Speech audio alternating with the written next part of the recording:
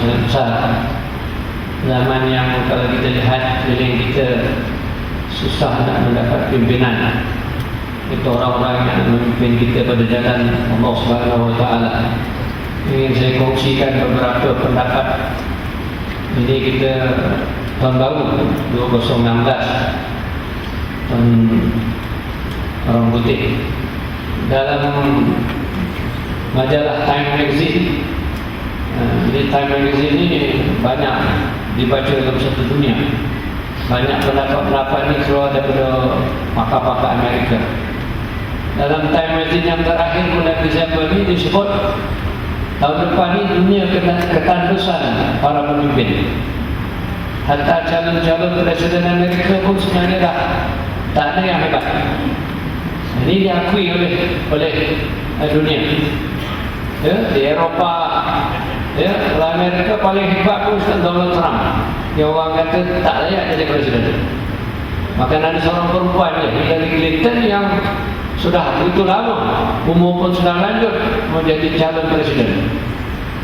Ya, di Eropah, negara-negara hebat barat pun bingung. Ya, bingung. Sebab dunia sudah tidak ada calon-calon hebat-hebat yang nak memimpin. Apatah lagi tanah-tanah kasihan kita, tanah saudara kita, tanah Arab. Ya, hingga dalam tema itu mengatakan Iran akan membuat daripada peta dunia kerana sudah dipecah-pecah oleh kumpulan-kumpulan yang tak daripada mana. Dan disebut juga Abu Bakar Al-Baghdadi akan dibunuh tahun depan dengan terbang drone. Ya, jadi kita lihat tanah-tanah Melayu kita sekeliling pun ya susah.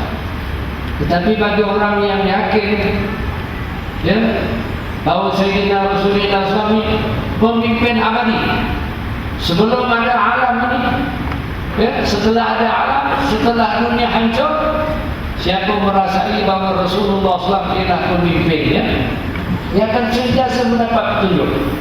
Walaupun dunia meramalkan ekonomi akan jatuh, ya, kestabilan politik bergegar, ya, pemimpin-pemimpin cuba kita terbayangkan negeri Libya nak cari Gaddafi pun tak ada, ya, nak cari Iraq Saddam tak ada lagi, ya, guru pemimpin hebat-hebat tidak ada. Kalau di India pemimpin itu dulu naik 10, ya, makna tidak ada. Tapi kalau kita buka mata kita dengan luas-luas, seperti kita orang buta, dia memang tak ada mata, tapi dia boleh rasa panas matahari, tapi dia tak nampak matahari. Kita pula orang celik, kalau kita tutup mata kita, kita boleh rasa panas matahari, cuma tak nampak. Maka sekarang kita kena buka mata kita. Kita kena buka mata kita. Jangan jadi, kalau orang buta tak boleh buka, dia buka pun tak nampak matahari.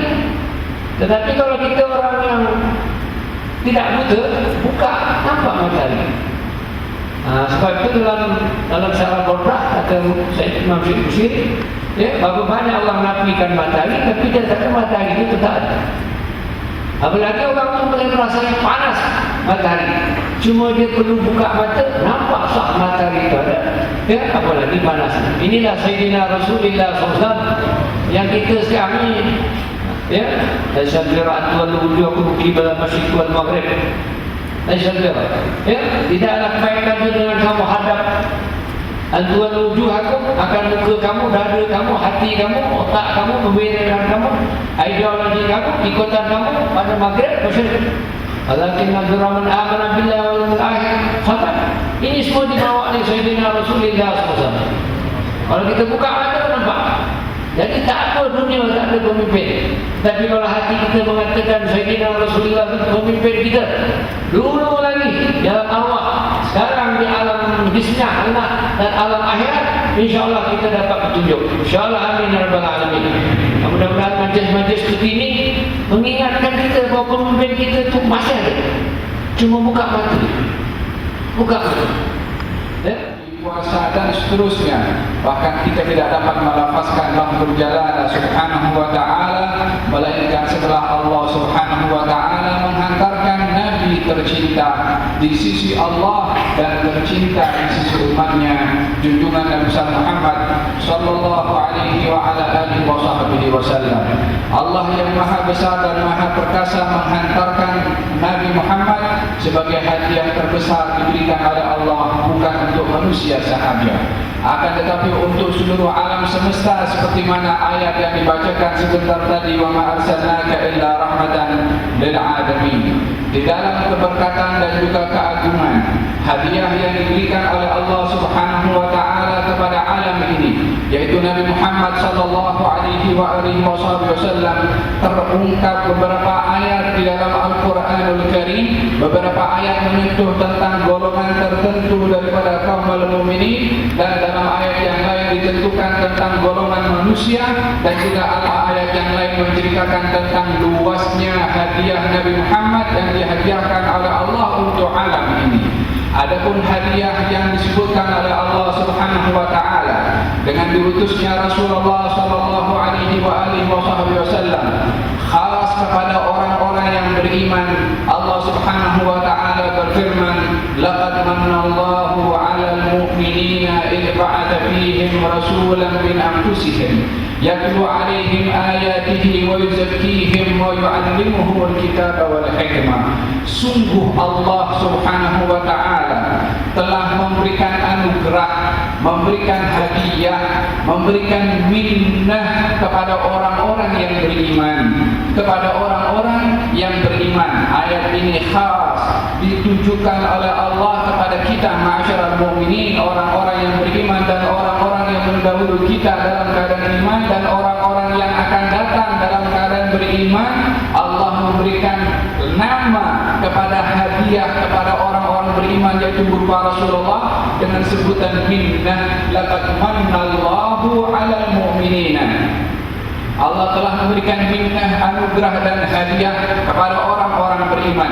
Apa bentuk hadiahnya? Ba'atha fihim. Ketika Allah mengutuskan di tengah-tengah mereka seorang rasul, bahagian daripada diri mereka sendiri, membacakan ayat-ayat Allah, mensucikan hati dan jiwa mereka, dan juga mengajarkan Alkitab yaitu Al-Quran dan juga Al-Hikmah, sunnah Nabi Muhammad sallallahu alaihi wasallam. Adapun di dalam ayat yang lain, Allah Subhanahu wa taala menceritakan tentang hadiah ini kepada golongan manusia secara amnya, yaitu dengan firman Allah Subhanahu wa taala yang maksud daripada firman Allah, sesungguhnya Allah menghantarkan engkau wahai Rasulullah kaffatan linnas, yakni menyeluruh kepada seluruh manusia. Tak kira dia orang Arab ataupun orang Ajam, tak kira dia adalah berbahasa apa sahaja bahasanya dan keturunan siapa sahaja, yang namanya manusia mendapatkan bahagian peruntukan hadiah dari Allah Subhanahu wa taala. Hadiahnya adalah Rasulullah sallallahu alaihi wasallam. Akan tetapi terdapat dua perbezaan di dalam penyebutan ayat. Di dalam dua ayat yang disebutkan oleh Allah di dalam Al-Quran, ketika menyebut kepada kaum mukminin, Allah Subhanahu wa taala menyebutkan dengan minnah atau manallah, anugerah yang terbesar diberikan oleh Allah kepada orang-orang yang beriman. Akan tetapi ketika menyebutkan tentang kepada manusia adalah Nabi mengatakan, Allah Subhanahu wa taala berfirman tentang Rasulullah, saya atau Allah Subhanahu wa taala mengutuskan engkau wahai Rasulullah kafatan linnas, untuk seluruh umat manusia, tanpa menyebutkan minnah seperti mana disebutkan oleh Allah untuk kaum mukminin. Adapun hadiah yang berupa Rasulullah juga yang dihadiahkan oleh Allah bukan untuk mukminin sahaja, bukan untuk orang-orang yang tidak beriman sahaja, akan tetapi termasuk mendapatkan bahagian daripada hadiah teragung dari Allah Subhanahu wa taala, pokok mendapatkan bahagian rahmat hadiah teragung yaitu Rasulullah. Hayawan juga mendapatkan bahagian baik dan rahmat dengan hadiah teragung yang diberikan oleh Allah untuk mereka yaitu Rasulullah. Demikian alam ini dan termasuk jin dan bahkan termasuk malaikat juga dapat bahagian peruntukan daripada hadiah teragung yang diberikan oleh Allah Subhanahu wa taala kepada alam semesta ini. Wa ma arsalnaka illa rahmatan lil alamin. Ketika Sayyidina Jibril alaihi salam mengatakan dalam kata-kata sesungguhnya saya ini berada dalam keadaan kerisauan tentang diri saya, kecuali setelah diutusnya Rasulullah sallallahu alaihi wasallam yang Allah Subhanahu wa taala memuji Jibril melalui firman-Nya yang disampaikan oleh Allah kepada Rasulullah, bi quwwatin 'indal 'arsy makin, yaitu Jibril bi quwwatin yang mempunyai kekuasaan 'indal 'arsy di sisi Allah Subhanahu wa taala, makin yang cukup kuat. Di situ aku sedar kedudukan aku di sisi Allah setelah firman Allah Subhanahu wa taala diturunkan kepada siapa yang memberitahukan kedudukan Jibril alaihi salam, sehingga dengan pemberitahuan itu Jibril tahu kedudukannya di sisi Allah Subhanahu wa taala dan bersyukur kepada Allah. Kalau bukan karena Nabi Muhammad sallallahu alaihi wasallam, hadiah teragungnya adalah melibatkan kepada malaikat, juga kepada al-jin, juga kepada al-hayawanat, juga kepada tumbuh-tumbuhan, dan juga kepada alam, apatah lagi kepada manusia, apatah lagi kepada orang-orang yang beriman. Hayatilah daripada firman Allah Subhanahu wa taala ketika menceritakan tentang diutusnya Rasulullah kepada orang-orang beriman. Allah menyebutkan kalimat manallah, yaitu hadiah teragung, hadiah yang tak boleh dibalas oleh orang yang mendapatkan hadiah. Itu adalah namanya minnah. Bila mana orang itu diberi hadiah dan dia tidak dapat membalas karena terlalu berharga dan hebatnya hadiah tersebut, maka hadiah itu adalah namanya minnah. Allah Subhanahu wa taala ketika ingin memberitahukan tentang kedudukan hadiah yang ingin diberikan oleh Allah kepada kaum mukminin, Allah sebutkan dengan kalimat manallah, yaitu hadiah teragung yang tidak boleh dibalas oleh sesiapapun juga sepanjang zaman. Bagaimana jasa baik Nabi Muhammad sallallahu alaihi wasallam. Bukankah majlis kita adalah majlis untuk kita memuji dan bersalawat kepada baginda Rasulullah, yang banyak dipertikaikan tentang majlis as-salawat, sementara salawat bahagia daripada sebab untuk tengok kepada wajah Nabi Muhammad sallallahu alaihi wasallam. Kita mengadakan majlis umpama ini untuk tengok kepada wajah Nabi Muhammad sallallahu alaihi wasallam. Maka dengan demikian kita menyadari sungguh agung hadiah yang diberikan oleh Allah Subhanahu wa taala kepada kita kaum mukminin secara khasnya, yang perlu dan wajib kita untuk mensyukuri akan nikmat dan hadiah yang diberikan oleh Allah. Bukankah di dalam hadiah itu akan ada tuntutan daripada hadiah yang diberikan, yaitu mensyukuri. Kalau orang diberi hadiah dalam mengucapkan terima kasih, man lam yashkurin nas lam yashkurillah, yang tidak berterima kasih kepada manusia yang memberikan hadiah dan ihsan, maka dia tak berterima kasih kepada Allah. Sekarang Allah memberikan hadiah kepada kita, Rasulullah sallallahu alaihi wasallam, dan kita wajib untuk mensyukuri hadiah Allah Subhanahu wa taala, yaitu berupa Rasulullah sallallahu alaihi wasallam. Apa yang harus kita ambil daripada cara mensyukuri daripada nikmat Allah Subhanahu wa taala, hadiah teragung yaitu Rasulullah? Apa yang kita dengarkan sebentar tadi daripada penceramah-penceramah yang awal memberitahukan tentang bergembira dengan Rasulullah, bahagian daripada syukur kepada Allah yang disampaikan oleh Ustaz Fuad sebentar tadi.